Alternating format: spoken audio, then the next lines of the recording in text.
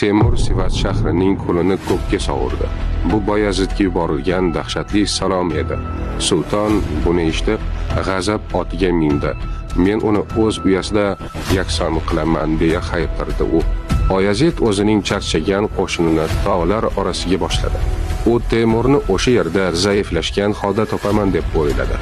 Ahmoqlik. Chunki Temur u yerda emas edi. Sohib Qur'on allaqachon aylanma yo'llar bilan Boyazidning orqasiga o'tib, uning o'z uyini egallab olgan edi. Mana Temurning dahosi qayerda yashiringan edi?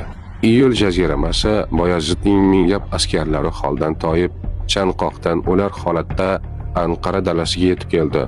Ularning yagona umidi Anqara daryosi edi, lekin ular daryoga yugurib kelishganda dahshatdan qotib qolishdi. Daryo o'zani quruq edi. Bir tomchi ham suv yo'q, chunki Temurning muhandislari daryo oqimini allaqachon burib, suvni o'z qarorgohiga yo'naltirib bo'lgan edi.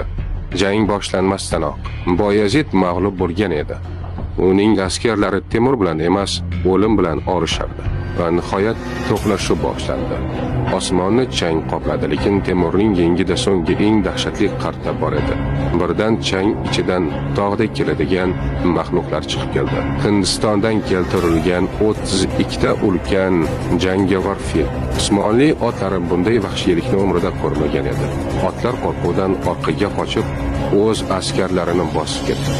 Jang maydoni haqiqiy do'zaxga aylandi. Baqiriqlar, fil ovozlari va qilich zarbalari Boyazidning yengilmas armiyasi ko'z o'ngida erib ketardi.